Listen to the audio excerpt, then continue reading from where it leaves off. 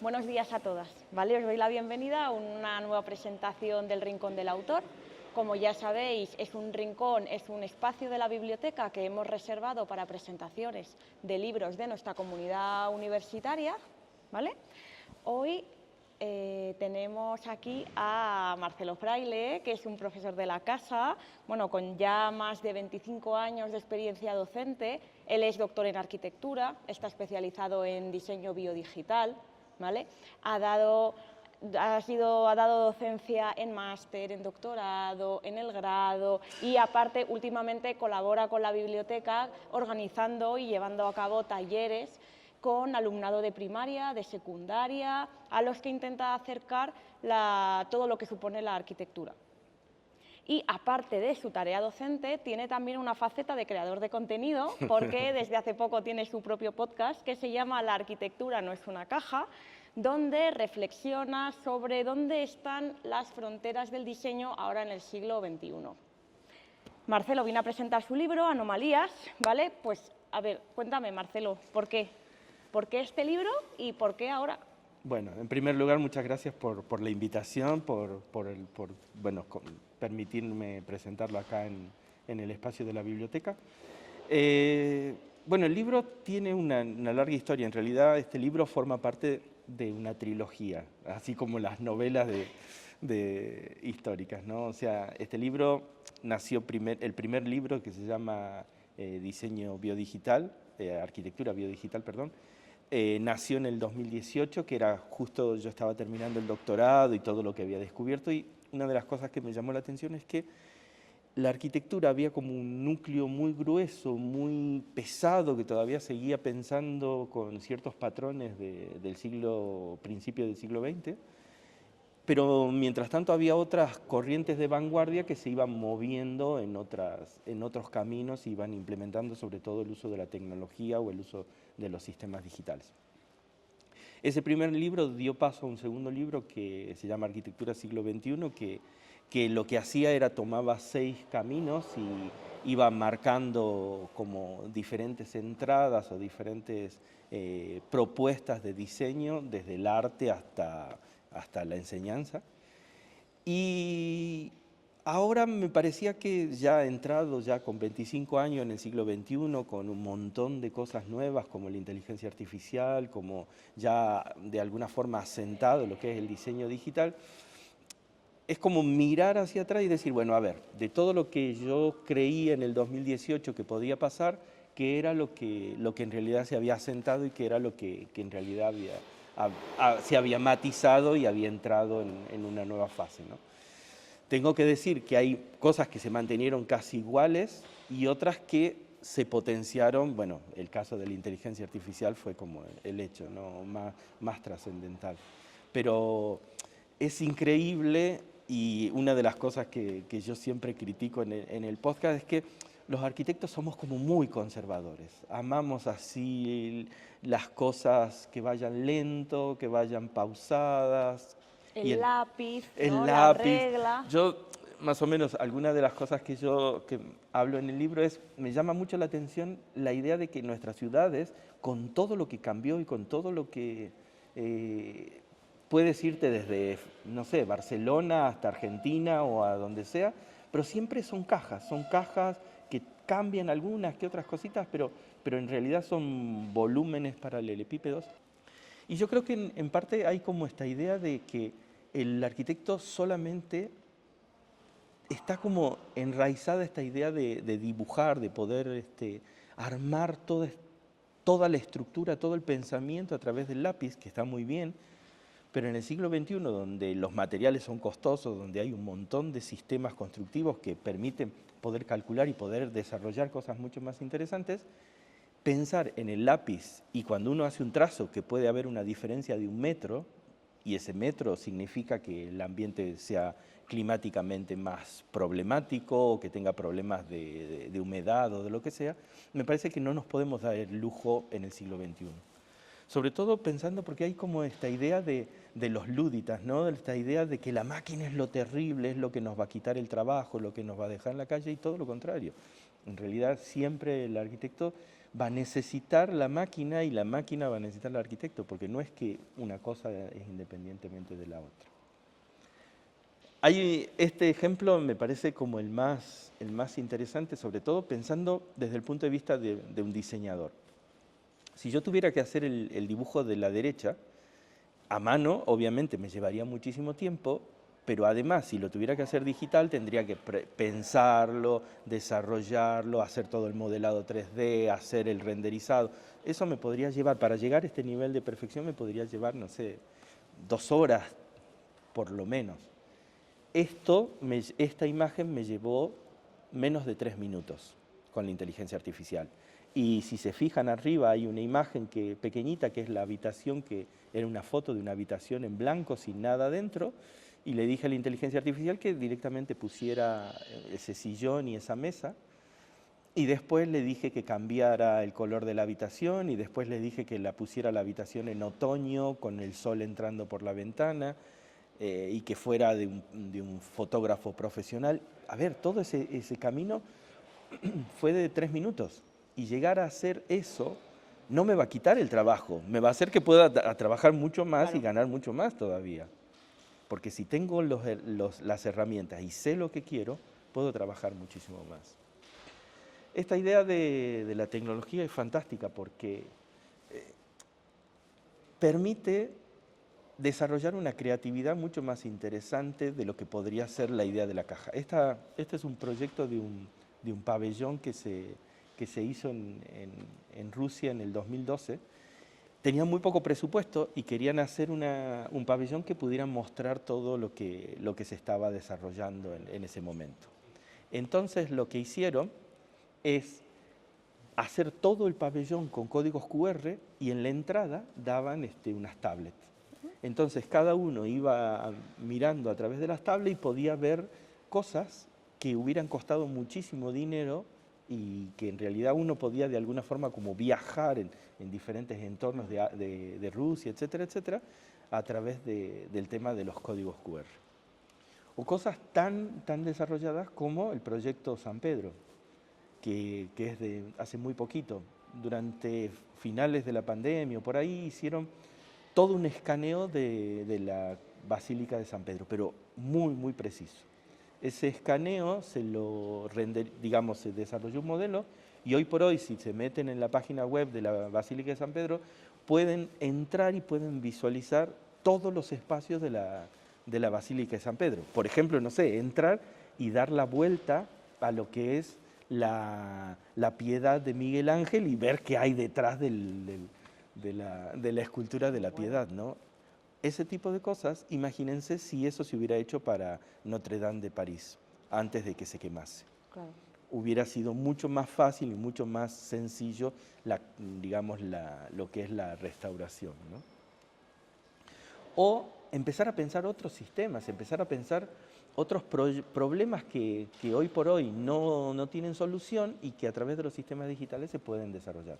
Este es un edificio que la idea quieren hacer, no me acuerdo si era en Holanda, quieren hacer algo así como si fuera que cada apartamento fuera como un cubo. Y ese cubo, uno comprase el cubo y después lo pudiera ensamblar en la estructura que es la del edificio. Entonces, hoy por hoy me alcanza para tener un bajo y después mañana compro y me puedo ir, entonces viene una grúa, me saca mi apartamento y me lo pone en otro piso distinto, con otras vistas, con otras cosas, ¿no? Entonces, esas cosas a mí me parecen increíbles porque nadie se puede imaginar los límites que puede llegar a hacer ese tipo de cosas. Este es un caso concreto. Dime. Son todo un sistema que se van ensamblando para poder, digamos, es como si fueran enchufes que se van encastrando para poder hacer esa flexibilidad, ¿no? Es un proyecto, pero se empieza a pensar. O que era un problema, porque es una estación de Londres, no me acuerdo cuál era.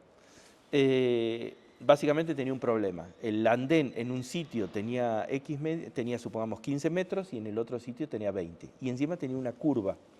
Entonces, como pasaban muchos trenes, los trenes quedaban, digamos, la gente no podía entrar, se quedaba bajo la lluvia. Entonces desarrollaron todo un algoritmo para que diera esa curva y pudiera calcular los materiales y pudiera generar todos los andenes para que todos los andenes quedaran bajo cubierto y sobre todo eficiente, que no gastase muchos materiales, ¿no? O qué sé yo, no sé, este es un estudio que escaneó todos sus proyectos, los metió dentro de inteligencia artificial y ahora elabora sus proyectos desde su punto de vista, pero a través de la utilización de la inteligencia artificial. Es increíble, es la idea hoy por hoy la inteligencia artificial, la realidad virtual, la realidad aumentada, permite generar cosas como esta, ¿no? Yo contaba recién que esta es una casa que, a ver, no tiene existencia física. Es un proyecto que digamos, se diseñó y se vendió algo así como $1 millón a un multimillonario, y este multimillonario se pone unas gafas, se va a su casa de veraneo e invita a sus amigos para que puedan disfrutar en su casa, que no existe. Pero es un nuevo campo. Esto es otra de las grandes cosas que siempre peleo con la arquitectura. La arquitectura siempre piensa únicamente que se construyen edificios y nada más. Y en realidad en el siglo XXI, ser arquitecto da un campo de acción mucho más abarcable y mucho más interesante que solamente construir edificios y solamente construir casas. Marcelo, todo esto que nos cuentas, dado el plan de estudios de arquitectura y demás, tú que das muchas asignaturas relacionadas con la tecnología y la representación, ¿vale? Bueno, tengo dos preguntas. Uno, ¿cómo viene el alumnado de innovador o de tradicional? Y luego, ¿qué libertad te da a ti el plan de estudios, entre comillas, para empezar a formar a todo este alumnado nuevo en ideas como estas, que, como dices tú, es el futuro de la arquitectura? A ver, me río porque es una pregunta bastante tengo que ser políticamente correcto. El problema de los planes de estudio es como cuando uno compra un libro, ¿no? Si uno quiere innovación, ¿qué compra? ¿Un libro o compra una revista? Una revista tiene una difusión mucho más rápida que el libro, que se corrige, se vuelve a corregir, y cuando ya salió el libro pasaron por lo menos 6 meses, bueno, el caso de mi libro, o mucho más, claro.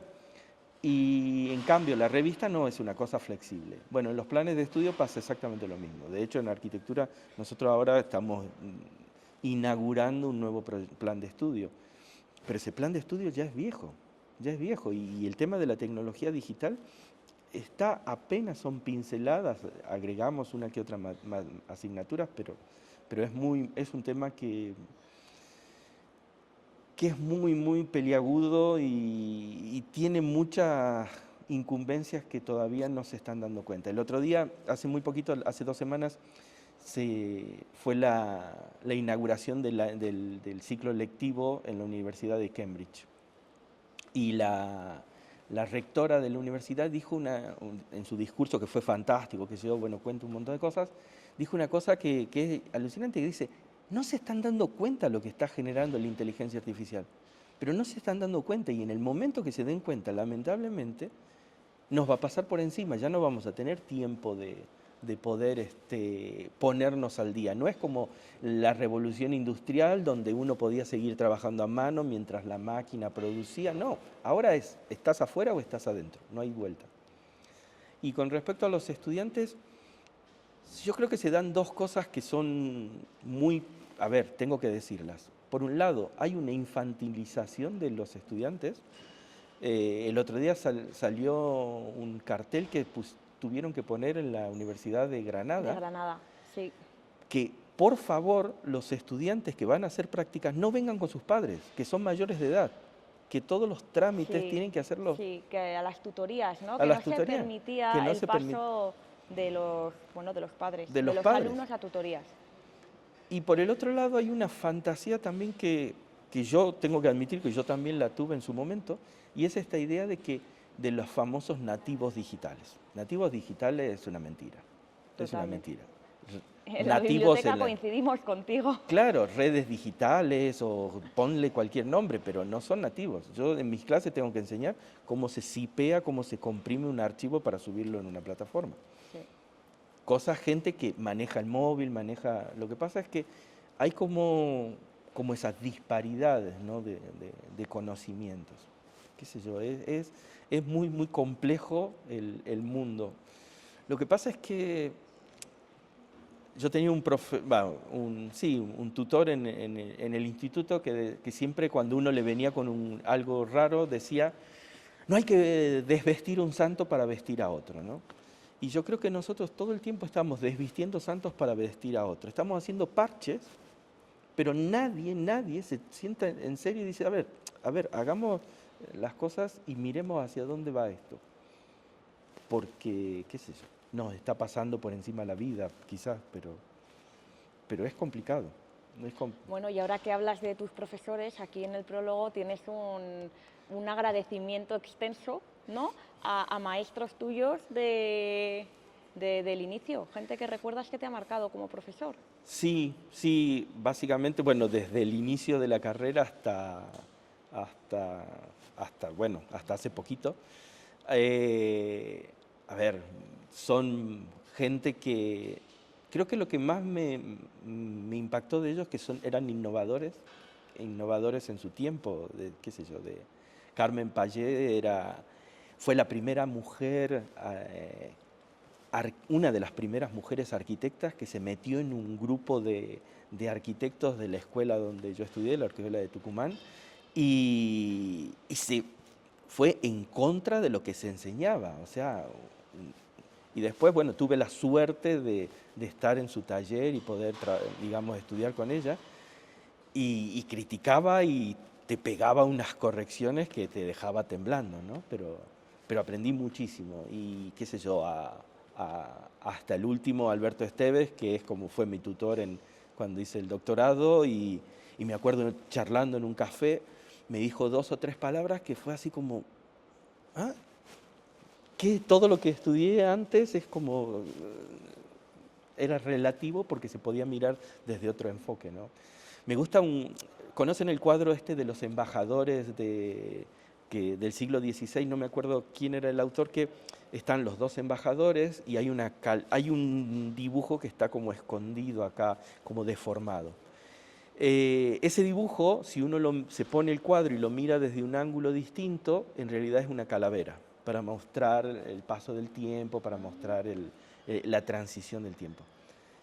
Me encanta ese cuadro porque ese cuadro uno puede mirar lo que ve todo el mundo, que es estas 2 personas, estos 2 embajadores y bueno, y toda una serie de simbologías, pero si uno lo mira desde otro ángulo, descubre casi como ese matiz, ese secreto, que no lo ve la mayoría. Eso es lo que me parece interesante de estas personas que menciono en el libro, que se salieron del canon normal y miraron otros cánones, ¿no? otros puntos de vista. Qué bueno, qué bueno. Y desde el punto de vista de los estudiantes, tú a la hora de evaluar, ¿les evalúas la originalidad, Sí. las anomalías? Tú buscas anomalías en los trabajos, te encuentras de repente a alguien que ha roto tus esquemas, que te presenta algo que te sorprende. Sí, mira, te cuento 2 casos, un caso muy viejo y un caso reciente de ayer. Un caso muy viejo que es casi como un cargo de conciencia mío, y es que hace muchos años tuve un estudiante que para mí era un genio, era un tipo que yo enseñaba en ese momento proyecto, y cada vez que planteábamos algo, esta persona lo miraba desde otro ángulo y pensaba hasta el tipo de papel que iba a utilizar para hacer la técnica, o el tipo de técnica, eran brillantes, cada trabajo era alucinante. El problema es que nunca terminaba nada. Nunca llegaba a terminar, entonces se perdía tanto tiempo en pensar la idea que al final terminaba desmaterializando, digamos, no llegar al final. Y bueno, lo tuve que desaprobar, pero esta cosa de sentirse tan mal porque no podía aprobar, pero te dabas cuenta que era un genio. te dabas cuenta que el sistema ahí se estaba equivocando, ¿no? Y lo que me pasó ayer fue con un estudiante de aquí de la universidad que te das cuenta que está iniciando, porque está en primer año, no tiene casi, recién está, imagínense, hace muy poquito que empezó el cuatrimestre, pero todo el tiempo está probando cosas y está mirando y es hiper curiosa y le pregunta a un profesor, le pregunta a otro profesor, busca. Y ayer hizo una entrega que sus mismos compañeros decían, la miraban y decían, pero tú ya cursaste esta asignatura, ya, porque era el día y la noche, era increíble lo que había hecho esta chica. Hablando ahora mismo del libro, ¿vale? Respecto al primer libro de la saga de 2018 a este último, ¿cómo has encontrado el proceso? ¿Ha sido más fácil? ¿Ha sido más difícil? No, ha sido más difícil. ¿Más difícil? Mucho más difícil. De hecho que me llevó más tiempo. Este libro lo empecé hará más de un año, mucho más de un año. Y en el medio, bueno, desató todo inteligencia artificial, todo. Pero hay cosas que yo decía, básicamente el libro, a mí me encantan los mapas, pero me encanta la idea del mapa y del recorrido. ¿Vieron los dibujos estos que se les da a los niños que son puntos y los niños van trazando cosas Tienen que conectar, ¿no? Puntos. Claro, entonces vas conectando puntos y en determinado momento te aparece, no sé, una jirafa, un elefante o lo que sea. Eso me encanta a mí porque en realidad si tú mueves los puntos o los cruzas mal, porque no sé, uniste el 8 con el 10 o el 8 con el 15, te genera como otro dibujo. Puede ser unas cosas muy locas, puede ser muy disparatadas. Este libro lo pensé desde ese punto de vista. Yo tomo elementos que le llamo anomalías, en realidad no es una palabra mía, anomalía es planteada por Thomas Kuhn en Teoría de las Revoluciones Científicas, y yo tomo esa palabra para usarlo en arquitectura.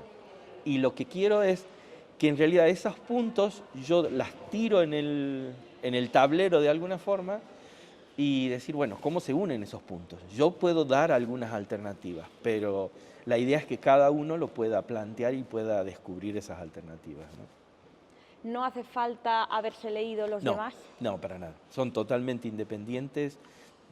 Digamos, yo desde la elaboración lo pensé como una trilogía, pero no, son independientes. Uno puede empezar por el tercero y ya arranca por el primero o por el segundo, qué sé yo. Los va a encontrar un poco, quizás, en algunos ejemplos por ahí un poquito avejentados, pero nada más. Bueno, pero parece, como tú has dicho, con el tema de la inteligencia artificial y demás, que ya cualquier cosa que te planteas ahora mismo está envejecida, claro, en cuestión de horas.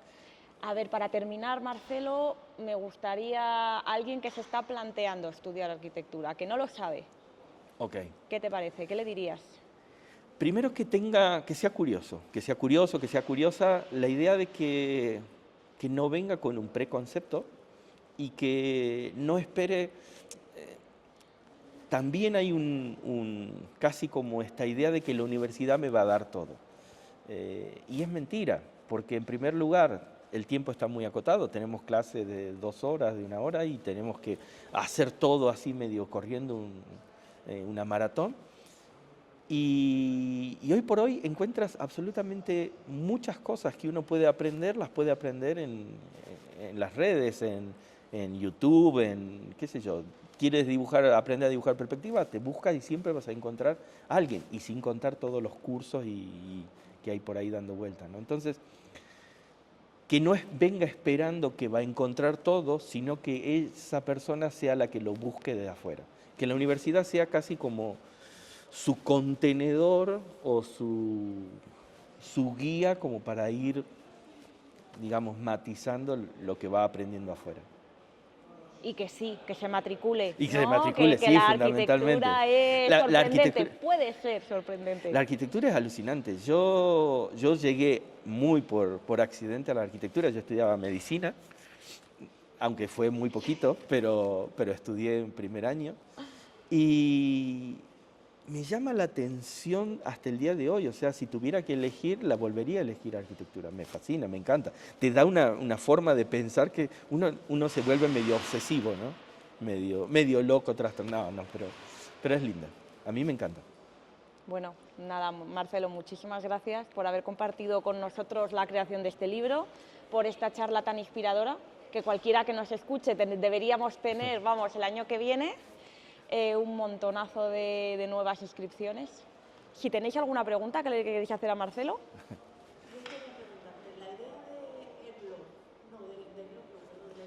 Sí.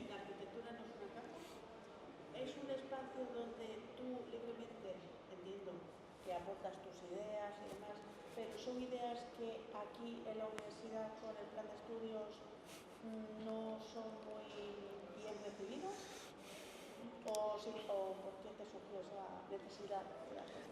A ver, los arquitectos somos conservadores, tiene una razón de ser, la idea de que tienen, si uno construye algo mal se cae y mata gente, eso es cierto, entonces de esa cierta forma nos da que seamos muy precavidos. Y a veces nos pasamos de rosca, nos pasamos de vuelta. Y somos muy precavidos sobre todo con el tema de la tecnología. Y hay un preconcepto que yo creo que se popularizó con el tiempo y es esta idea de, yo siempre ahí en el podcast le pego muchísimo a Le Corbusier. Porque me parece que es el símbolo y es como la esencia de lo que yo creo que ya tiene que cambiar en la arquitectura. Es una arquitectura que es del 1920, pero se fue como esto que desvestir santo para vestir un nuevo santo, ¿no? O sea, se sigue reformulando y reformulando y yo me agarro un poco como de urticaria cuando veo en una clase que se vuelve a hablar de Le Corbusier. Es como enseñar, no sé, a Mansart, uno de los arquitectos de Versalles, que se lo enseñe en un taller de arquitectura. Y me parecería como, digamos, fuera de tiempo. Le Corbusier vivió en un momento que fue importantísimo, pero hoy por hoy hay otros referentes que son mucho más importantes. Y esos otros referentes se los menciona, pero no con la misma fuerza y la misma efecto. Entonces, la idea de ser de alguna forma como el abogado del diablo, aunque soy más diablo que abogado, de mostrar el otro enfoque, ¿no? El otro enfoque que no tiene quizás tanta difusión. Y aparte son capítulos, cuando los escuchas, que son cortitos, es Sí, algo sí, sí, dinámico, es explotar una idea concreta, ¿no? Que a lo mejor eso, como dices tú, el plan de estudios, aunque sea nuevo, sigue siendo como un poco encajonado y tú ahí te permites dar una vuelta a todos esos conceptos que a lo mejor pues aquí en el ámbito de la universidad o todavía no tienen cabida. Sí, a ver, yo digamos, intento, y fue la idea de la creación, es ser políticamente incorrecto. Entonces, hay un capítulo que dice algo así, bueno, en todos tus muertos y no sé qué cosa, y que habla un poco de mi pensamiento sobre la arquitectura contemporánea. No sé si tenéis alguna otra pregunta. Te quería comentar que este podcast está chulo escucharlo porque para los profanos nos hace ver, al menos hablando por mí, vamos viendo la vida. Según vas contando, te vas fijando en aspectos que yo en principio me pasaban desapercibidos y que me gustan y además me acuerdo y me hace recordar comentarios tuyos y tal, y me parece que es recomendable para todo el mundo. Gracias. Sí, en general, aunque no seas arquitecto, la forma en que lo explicas es como muy cercano, te da también, como dice Maite, la oportunidad de reflexionar sobre cosas que a lo mejor tú, por no estar en el ámbito de la arquitectura, no te planteas, ¿vale? Pero una vez que las comentas, es fácil de entender y ya como que te ha cambiado un poquito. Ya vas por la calle, ya miras el edificio que tienes enfrente, a lo mejor, o la inteligencia artificial, o un determinado programa, pues lo ves de otra manera. Es súper accesible. Sí, el problema más grande siempre a ver, yo lo tenía como claro que no iba a tener imágenes y no quería grabar videos. Ahora se popularizó esto de, son podcast, pero la gente graba videos, ¿no? Yo no quería eso, yo quería que fuera audio solamente. Hay un libro que que salió en principio del siglo XX, que era un programa de radio. Le proponen a un historiador de arquitectura que haga un programa de radio, eran 6 episodios, que hable de historia de la arquitectura. El problema era que hablar de historia de la arquitectura por radio, donde no había imágenes. Entonces, este tipo contaba que era un gran desafío y que al final terminó entregando, digamos, hacía como, creo que eran 6 imágenes, una cosa así, que publicaban en los periódicos para que la gente pudiera ver después y seguir el programa de radio. Bueno, basándome en esa idea, sin las ideas de las imágenes o a veces eventualmente un link que pongo por ahí, pero la idea era que fuera una arquitectura que se pudiera hablar, que es como lo contradictorio, ¿no? Uno siempre quiere ver las cosas. De hecho, en la carrera vemos siempre imágenes. Claro. Sí. Pues nada, si tenéis otra... ¿Te podrías identificar con algún superhéroe? Ah, con los de los superhéroes. Ese fue un capítulo del podcast que analizaba la vida de los arquitectos importantes, pero desde superhéroes de Marvel. Entonces, qué sé yo, no sé, uno era Capitán América, otro era Hulk, de acuerdo a si destruía o construía ciudades, o si era sostenible, qué sé yo, Foster creo que era el Capitán América porque era el súper sostenible, como el correcto, el que todo lo hacía bien. Big era como Lord, el de Guardianes de la Galaxia, porque era siempre el que rompe las reglas, ¿no? No sé, quizás Grouch. Pero no tengo ni idea. Pues nada, damos por finalizada entonces esta presentación. Marcelo, muchísimas gracias por venir. A todos los que nos habéis visto en la entrevista, pues seguid atentos a otras presentaciones de libros que podamos hacer. El libro de Anomalías podéis consultarlo de manera presencial en la biblioteca del campus de Fuenlabrada. Muchísimas gracias, Marcelo. Muchas gracias a todos.